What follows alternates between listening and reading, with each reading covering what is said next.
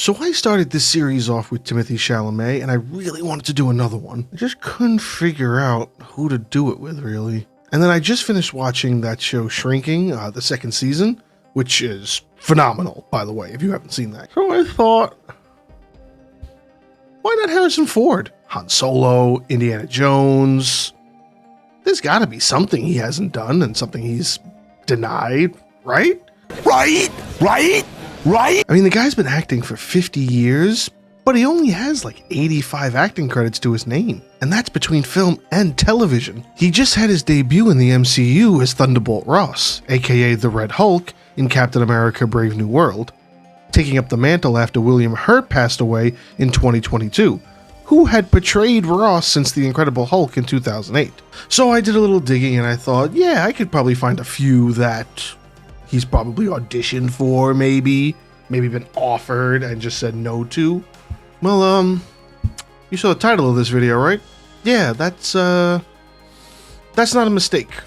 I have found 40. What am I doing?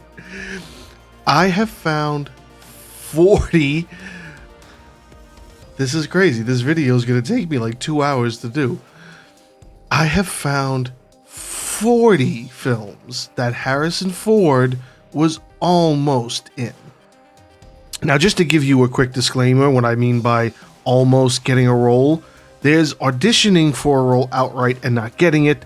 There's being spoken to regarding a role that somebody might want you for and then just denying that offer. And then there's being considered for a role, but nothing really happening for it. Some producer or director says, I really want Adam Sandler to play Tybalt in my Romeo and Juliet film. But somebody has to go, let's think about that for a second. Most people don't think where you're just considered for a role that it counts, but I do. If I had heard that some director wanted Mark Ruffalo instead of Jim Carrey to play the Grinch, there has to be something to that. The director had some kind of vision in mind, and I need to know what that vision is. Because then my brain goes, well, what if Mark Ruffalo was the Grinch? So that's why I think this kind of counts, and those three things are kind of the basis of where this list comes from. I pulled together as much as I could find, and I'm telling you, I found legitimately every single one that I could that I'm pretty sure is part of his history. We'll start it off with Jurassic Park. Probably some of the most obvious ones that usually winds up on most of the lists about this. It's one of two Steven Spielberg films that Harrison Ford turned down. The casting process for Jurassic Park saw him looking at Harrison Ford for the role of Dr. Grant, which would eventually go to Sam Neill. Ford had apparently turned it down, but he wasn't the only one that was offered the role before Neill took it. It's just funny because it just so happened that years later, Ford forgot that Spielberg even offered it to him. The second film Steven Spielberg offered Harrison Ford was Schindler's List. Spielberg offered Ford the role, but he turned it down because he felt it wasn't right for him. He had a tremendous amount of star power, and he didn't want that to distract from the actual story. So the role went to Liam Neeson. You're going to notice this as a trend a lot with Harrison Ford, that he kind of just takes the honorable route when it comes to roles he decides to take or gets offered and denies. Moving along to Kinsey, another film that went to Liam Neeson. This 2004 biopic about Alfred Kinsey was turned down by Harrison Ford at first. It was critically successful, though flopped financially, so I guess it's not that big of a miss for him. Next up, The Patriot. The Mel Gibson-led 2000 hit almost had a different lead in Harrison Ford. When he was offered the role, he turned it down mostly because he felt the script boiled down the American Revolution to one man's revenge story. So again, Harrison Ford being honorable. Now this one was not so much about honorability, more about he just wasn't interested. Kiss Kiss Bang Bang from 2005. This neo-noir comedy crime film starring Robert Downey Jr. side by side with Val Kilmer almost had Downey shared the screen with Ford. Writer and director Shane Black offered the role of Gay Perry to Ford, but he didn't seem interested in the comedy aspect of the film. Now this next one is an interesting case of somebody actually not wanting Harrison Ford, even though he was considered by the director in general. The Shining. While casting for The Shining, Ford was one of many actors considered for the role of Jack Torrance, which would go to Jack Nicholson and make the film one of the best horror movies of all time. Why wasn't it Ford or anyone else? Well, Stephen King didn't like Harrison Ford, as well as pretty much anybody else that was looking to get the role. There's a lot behind what happened to The Shining and the production of all of that and the hatred between Stephen King and Stanley Kubrick. Bottom line, Stephen King did not want Harrison Ford, and I feel like the film would have been extremely weird if it was anybody but Jack Nicholson, really. Imagine Han Solo wielding an axe trying to kill his son. It's just, I can't. And now we're going to another King film that Harrison Ford essentially turned down, Misery. Ford was offered the lead role but declined, along with actors like William Hurt, who declined twice. It's weird to think if anyone could have portrayed the part better than James Caan, and Ford is definitely one of the weirder choices. Now this one is interesting because it's actually one of the only ones that Harrison Ford actually regrets saying no to. Syriana from 2005. A political thriller led by George Clooney, but his role was originally offered to Ford, but he had turned it down. Quote, "I didn't feel strongly enough about the truth of the material, and I think I made a mistake." This seems like right up his alley too, so it's weird that he said no, but like I said, he picks and chooses what he wants. Now this next one is another George Clooney film that almost went to Ford, The Perfect Storm from 2000. Director Wolfgang Peterson offered the role of the lead, Captain Billy Tyne Jr., to Ford directly, but he declined so he could work on What Lies Beneath instead. Now this next one takes an interesting turn as far as movie history is concerned. The Hunt for Red October, released in 1990, is a film that is part of the Ryan-verse, involving the character Jack Ryan, created by Tom Clancy for his novel series. Director Jack McTierney offered the renowned role to a few names, including Harrison Ford, but he turned it down. What's funny is he eventually plays Jack Ryan for Patriot Games in 1992 and Clear and Present Danger in 1994. Alec Baldwin plays Ryan for October, and many other actors have portrayed the character in film adaptations and television series over the years. Interesting enough, after the success of those two films that Harrison Ford was actually in, he was on board to play Jack Ryan for another film. He was assisting with the developing of the scripts for a couple of years for The Sum of All Fears, but would drop out eventually over creative differences with the then director, Philip Noyce. The series would get a reboot in 2002 with this film and Ben Affleck taking up the lead. Affleck stated he wouldn't do the film unless he had Ford's blessing, which he got. So Ford left the character behind after losing it, and then getting it, and then just giving it up again. Weird. Now this has to be one of the few that kinda shocks me a little bit. A History of Violence, directed by David Cronenberg. This adaptation of the graphic novel from 2005 almost saw the character of Tom Stahl, portrayed in the film by Viggo Mortensen, would instead being played by Harrison Ford. He was offered the role, but turned it down. Honestly, as a fan of the novel and essentially this film, it would be weird if it was anybody but Viggo Mortensen playing that character. Now here's one that doesn't really surprise me a lot. Alien. Now, in 1979, Alien hits the big screens and starts a franchise running for over 40 years. During the casting, director Ridley Scott offered the role of Captain Dallas to Harrison Ford, but Ford turned it down because it was literally 2 years after Star Wars, and I think we all know how Harrison Ford feels about space movies. He's only really done the Star Wars films, and then he did Ender's Game about a decade ago. I mean, he's got Cowboys vs. Aliens, but he's more on the Western side of that kind of dynamic. But yeah, he doesn't really like sci-fi or space movies, which is why that role eventually went to Tom Skerritt. Now, I don't think this one was much of a miss for him. The Mirror with Two Faces. This rom-com, directed by Barbra Streisand, almost saw the male lead character played by Ford, but he turned it down, to which it was then given to Jeff Bridges. Moving on to Traffic, a crime drama from 2000, which was originally meant to be backed by 20th Century Fox, but the studio itself demanded that it cast Harrison Ford in the lead role. Director Steven Soderbergh did not agree to it. Then Ford was actually interested in the idea, while Soderbergh began to take the script to other studios for backing. Eventually, USA Films took the film on board, and Ford backed out completely. It eventually went to Michael Douglas, and the film went on to be a financial and critical success. Keeping it going with JFK, a political thriller depicting the investigation into the assassination of President John F. Kennedy. The lawyer Jim Garrison wrote a book called On the Trail of the Assassins, which the film is based on.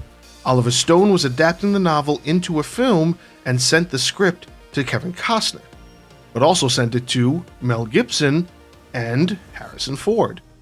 He had all three of them lined up to play the role of Garrison in the film. Initially, Costner turned down that role too. It would take some intervening by his agent, who sort of put a stop to his refusal and convinced him to take the role. Ford turned down the role instead to make Regarding Henry, but this is actually one that could have gone either way. Ford would have been great in this role, but Costner's also good in the role, so either way the movie wins.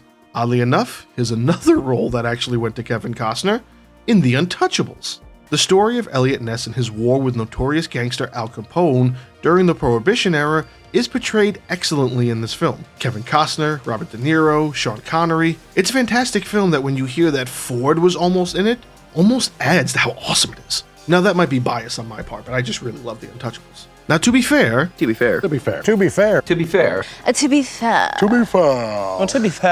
Ford was one of many offered the role of Eliot Ness, until it landed on Costner, who knocks it out of the park completely. I mean, I don't know if you'll believe me at this point, but I have another one that Kevin Costner took from Harrison Ford, Dragonfly from 2002. This supernatural film was, however, written for Harrison Ford. Specifically, the director said this. But Harrison Ford turned it down completely because this was around the time where he was taking a break from movies.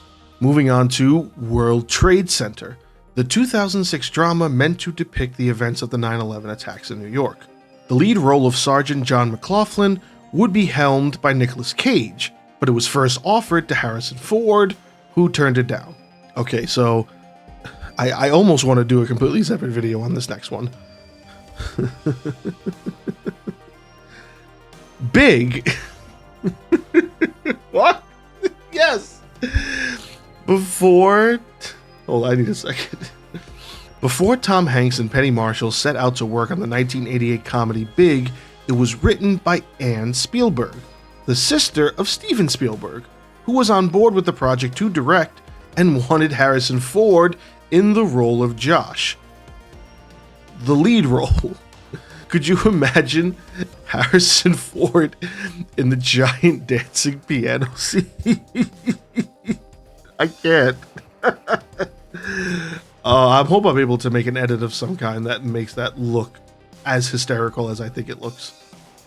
Eventually, Steven Spielberg drops out to work on Empire of the Sun, and Ford moved on from that project after that.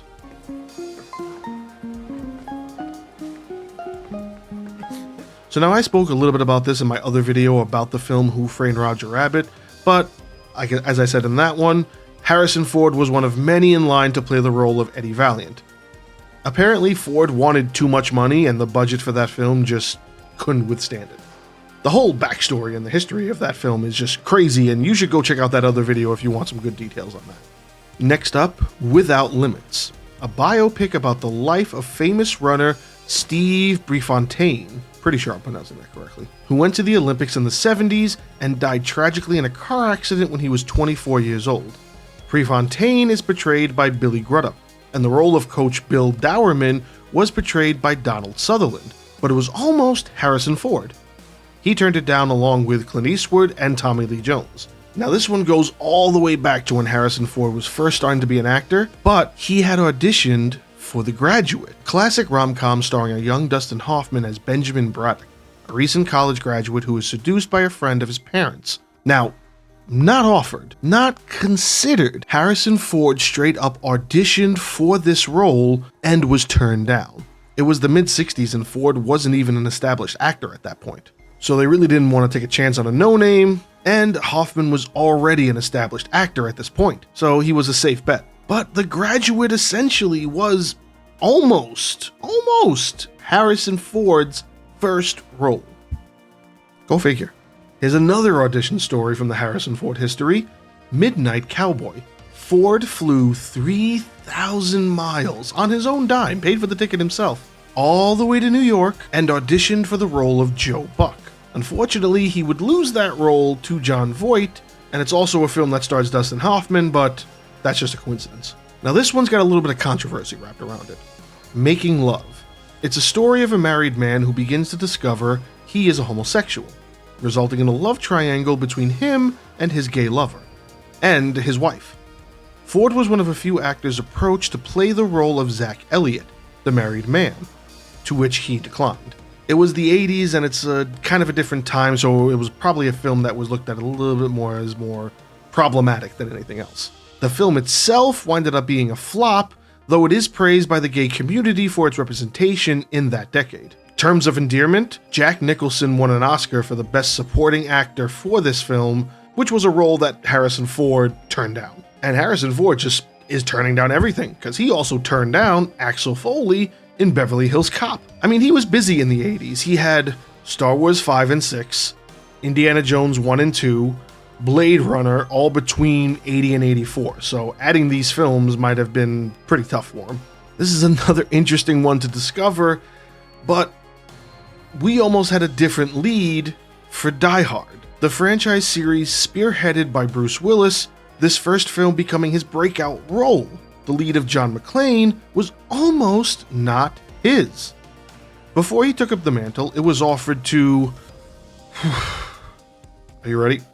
John McClane was offered to and turned down by Sylvester Stallone, Richard Gere, Clint Eastwood, Burt Reynolds, Nick Nolte, Mel Gibson, Don Johnson, Richard Dean Anderson, Paul Newman, James Caan, Al Pacino, Arnold Schwarzenegger, and of course Harrison Ford. All of whom, every one of them, all of them declined, including Bruce Willis. Originally, he wasn't gonna do it. He had prior obligations to Moonlighting, which was a show he was doing with Sybil Shepherd. However, she was pregnant at the time, so that halted production for about 2 months, which allowed him to go and take the role in Die Hard, which would essentially be his breakout role. It's so crazy to think we almost had a different John McClane. Now this one has a couple of interesting twists and turns in it. Cape Fear, the Martin Scorsese directed remake of the 1962 thriller, had a different vision during production. Robert De Niro had already been cast as Max Cady, while Scorsese wanted De Niro to ask Harrison Ford if he would play the role of lawyer Sam Bowden. Ford agreed, but only if they switched. Harrison Ford really wanted to play Max Cady, and he wanted De Niro to play Sam Bowden. Obviously, De Niro didn't agree to that, so Ford declined the offer. Nick Nolte would eventually convince Scorsese to cast him as Sam Bowden, and the rest is history. This is another little interesting fact. Spielberg was originally developing this film, but he traded it with Scorsese for Schindler's List. And Spielberg actually wanted Bill Murray in the role of Max Cady.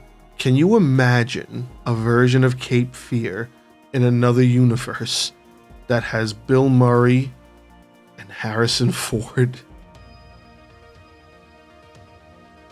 This is why they all deserve to be together, because now you have this vision too, just like I have it. Everybody has this vision now. So when I was putting this next entry together, I kind of felt like it needs its own video altogether. I mean, I appreciated the movie when I was younger. I haven't seen it in years, but Dick Tracy, the whole production of Dick Tracy is sort of wild. Everything I was reading was just sort of wild. So we're only going to talk about this portion of it and try not to get into too much of it. But eventually, among all those stories and all the years it took until this film was finally getting pushed forward, it would lead into Warren Beatty setting himself up as director, producer, and the lead role. One of the original plans was to get Harrison Ford to play Dick Tracy. And at different states in the production, it was also meant to be directed by Steven Spielberg, John Landis, Martin Scorsese. There's a lot to this film, and I can't go that deep into it because it's just going to take way too long. I really do think I'm going to do a completely separate video on this history because it's kind of wild. Now, this next one is full of all kinds of names. Outbreak from 1995. I'm talking Rene Russo, Morgan Freeman, Donald Sutherland, Dustin Hoffman, Kevin Spacey, Cuba Gooding Jr., Patrick Dempsey. This disaster film was a critical and a financial success, and it's got a crazy list of actors attached to it. Originally, the role of Colonel Sam Daniels was offered to Harrison Ford, but he turned it down, to which Hoffman came in once again. As he did with The Graduate, only difference is Ford didn't actually want this role this time. I thought I put all of these together, but I guess I didn't, but yeah, here's the next one, Saving Private Ryan. The lead role of Captain Miller was portrayed by Tom Hanks, but it was almost led by Harrison Ford. Though he was only a consideration along with Mel Gibson, Spielberg eventually landed on Tom Hanks, and there's nothing to say if Ford even knew about it, but yeah, he was considered. Keeping it going, The Thin Red Line. Another war epic with a ridiculous cast. Sean Penn, Adrian Brody, George Clooney, John Cusack. The names in this film is nuts. And another name that was almost in there was Harrison Ford, who turned down the role of Lieutenant Colonel Gordon Tall, which would go to Nick Nolte. So now this one kind of shows a pattern, because I guess Harrison Ford doesn't really do rom-coms. Runaway Bride. Apparently it took almost a decade to get this film going. A rom-com about a bride who keeps leaving her groom at the altar, but wants to change. The lead of Maggie, portrayed by Julia Roberts, had a few other names attached before she took it, including Gina Davis, Demi Moore, Sandra Bullock, even Ellen DeGeneres. And the same goes for the role of Ike, the male lead, who was portrayed by Richard Gere. They went with Gere to reunite him with Roberts since Pretty Women was successful and the chemistry was already there. But it was almost Harrison Ford. So like, could you imagine, again, let's do it in another universe kind of scenario. Runaway Bride, but instead it's Harrison Ford and it's Ellen DeGeneres. I've done too many of these, I'm getting delusional. This one doesn't seem like much of a miss for him though. Proof of Life. This was a lackluster action film where Ford was almost in the lead position of Terry Thorne, who was portrayed by Russell Crowe. Director Taylor Hackford, who had never worked with Ford before, wanted either Ford or Mel Gibson. It's not the most memorable film, so not much to miss for Ford, really. This one's got another interesting background, though. Insomnia. Jonathan Demme, the director of The Silence of the Lambs and Philadelphia, was originally interested in an American remake of this Norwegian film, and he was working on it with Harrison Ford. However, they were beaten to the punch when Christopher Nolan also sought interest in this remake, which he would get with the help of Steven Soderbergh. Ford was lined up to play the role of Detective Will Dormer, which once Nolan got the film, he was replaced with Al Pacino, playing opposite Robin Williams. Keeping it going with Vanilla Sky from 2001. A thriller starring Tom Cruise almost saw him working opposite Harrison Ford. Though he was considered, the part did eventually go to Kurt Russell. Come to think of it, I don't think Kurt Russell and Harrison Ford have ever done a film together. Tom Cruise and Harrison Ford ever done a film together? I don't know. Moving on. Dragonheart. The casting for this fantasy film seems to be the wildest I've read in a long time. And I've already read a couple of wild ones in this video. The main lead of Sir Bowen, the knight who is the Dragon Slayer, had Universal Pictures looking at a lot of people. Harrison Ford, of course, being one of them. But they also considered Timothy Dalton, Pierce Brosnan, Tom Hanks, Kevin Bacon, Arnold Schwarzenegger, Mel Gibson, and even Patrick Swayze. All of them considered before Dennis Quaid took the role eventually. So now this is one of the other things that kind of gave me the inspiration for this list. This is one that went semi-viral a couple of weeks ago. It made me do all the research. It made me put all these together. It's probably the most obvious one, and that's why I put it so far down the list, because I didn't want to kind of start off with this. This one's kind of maybe one of the best ones. Batman from 1989.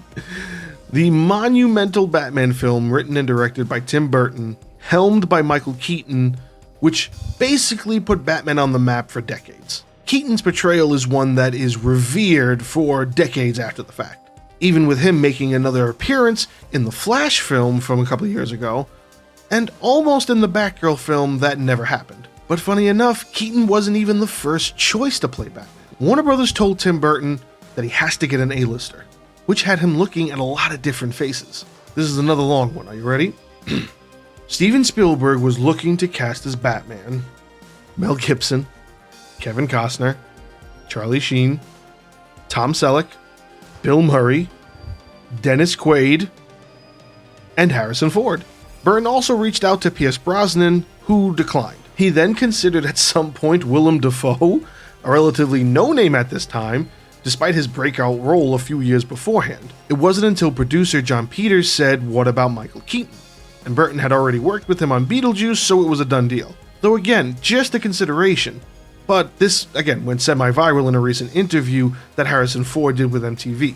It's something he, I guess, wasn't aware of. Maybe he was, or maybe he's just playing it off, but the clip is hilarious.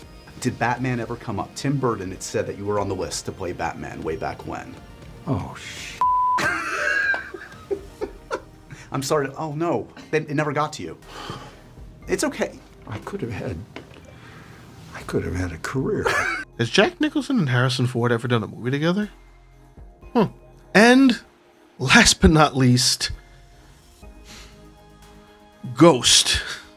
That's got to be the one that you were all waiting for. Like, I don't know how many of you knew this, but this was definitely the one worthwhile in my opinion.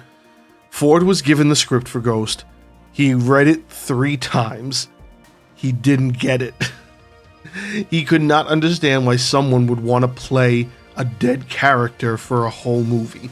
So he turned it down. It wasn't like he was alone either, because they also offered it to Bruce Willis.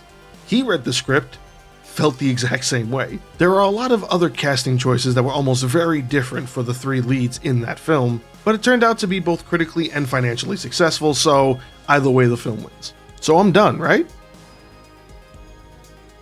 No, I'm not. I've got a couple of honorable mentions. You're not going to believe that, are you? I don't have just 1. I don't have just 2. I have 3 honorable mentions. And then they're not on the main list for a very specific reason, and you'll see why. Now, the first one didn't make the cut because it's just a cameo from what I read, but apparently Dave Chappelle went to Harrison Ford and said, "Can't you do a cameo in Half-Baked?" Ford basically said no.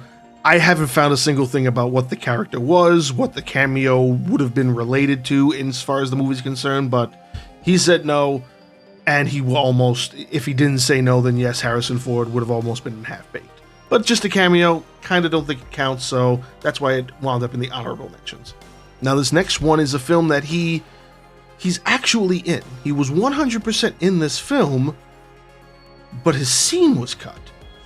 E.T. Years after the release of this epic sci-fi film, it gets a Laserdisc release, and on these copies of the film, it includes many extra features, such as a particular deleted scene involving Elliot meeting with the school principal. The principal is played by Harrison Ford. Though you don't see his face, his voice is undeniable in the clip. I see you fine young people from good homes, every advantage, your whole life laid out in front of you.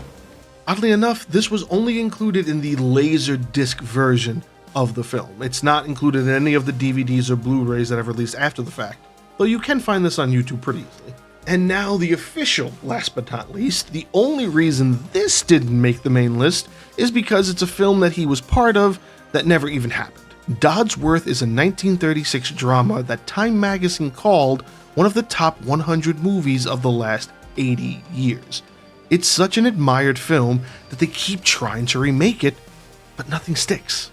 They tried in the 50s, 60s, 70s, in the 80s, and then in the early 90s. This revival in the 90s was attempted with Harrison Ford attached as the lead, but like the others, nothing ever happened.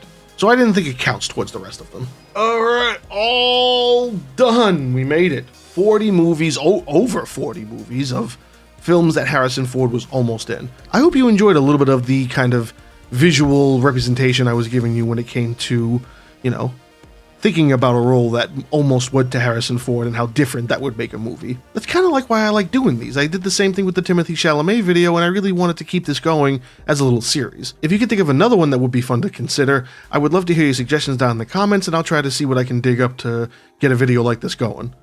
I don't know if I can do another 40 of them though, but I could certainly try. This was a lot of fun, but this took a lot out of me. What's editing this going to be like? I need water. If you made it this far, you are awesome. Give the video a like if you enjoyed it, and let YouTube know I'm doing a good job. Consider subscribing to the channel if you haven't already, and check out the other videos in the studio. All of this helps support me and the channel, so it is very appreciated. Whether you're new or returning, thanks for watching. Cheers.